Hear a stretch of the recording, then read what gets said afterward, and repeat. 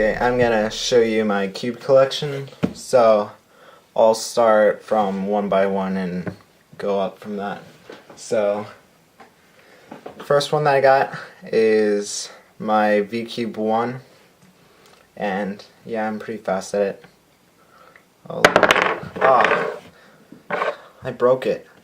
Okay, now the next one is Maru 2x2, and it's really good. I like it a lot. And if you remember me showing, like, if you watched any of my previous videos of my Rubik's Ice, I don't have that anymore. I gave it to my friend. So, next cube is, here's a Rubik's Cube. If you watch any of my videos, this is the cube that I use to solve underwater. So it like locks up all the time. I don't really use it anymore. And now here's my Japanese color scheme cube, and yeah, someone at my church gave it to me, so that was nice of them.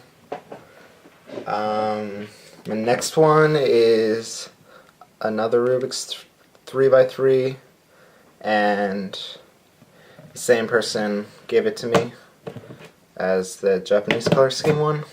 So yeah, and here's another Rubik's 3x3, and with this one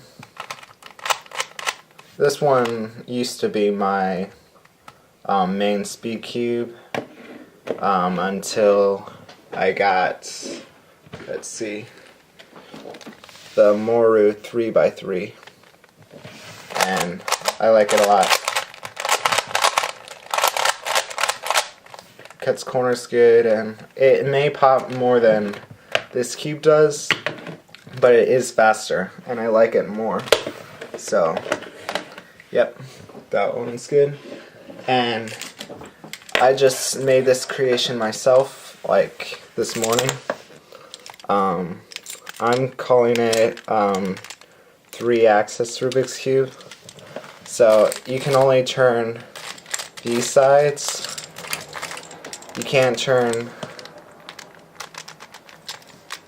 any of the white colored sides. So it's much harder to solve than a regular 3x3. So this is a good challenge. And also I have a little keychain thing sticking out of the end. What really happened was it used to be a regular 3x3, but then I broke one of the corner pieces, kind of on purpose, just to see what would happen or what it would look like. But anyways, now it looks cool.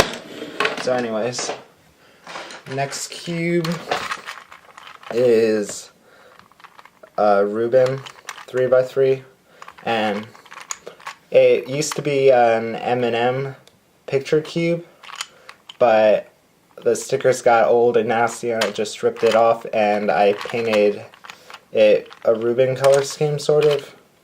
I made my own color scheme, but it looks kind of like a Ruben. And then I Sharpied numbers on it so it would at least help me on my solves. So the next one is Maru 4x4, and yeah,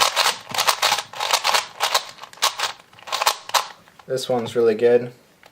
It's the only 4x4 that I've ever had, and it's the best one that I've ever had. They say that it's the best 4x4 on the market, but I don't really know. I say it's pretty good, except that it kind of locks up sometimes, but not that much. And my next one is V Cube 5, and this one's really good. I like it a lot. So Anyways, next one is V-Cube 6, and I kind of screwed it up, so I haven't solved it in like months because I kind of did the pie mod on it, but not the pin mod. So now if I turn the axis like this, it gets locked up and it takes forever to get back. Okay, the next cube is V-Cube 7, and it's really good. Sometimes it gets stuck like this, like the corner piece gets stuck, but besides that, it's really good.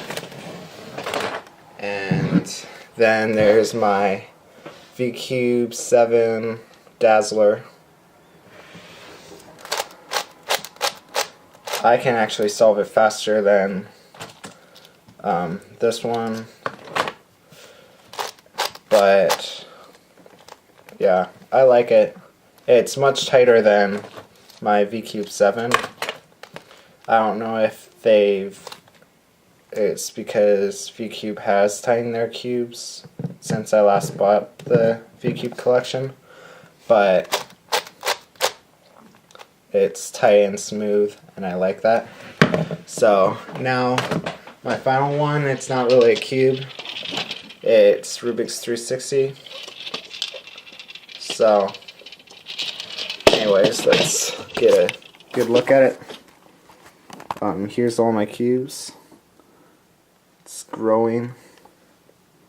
That was my collection. Bye.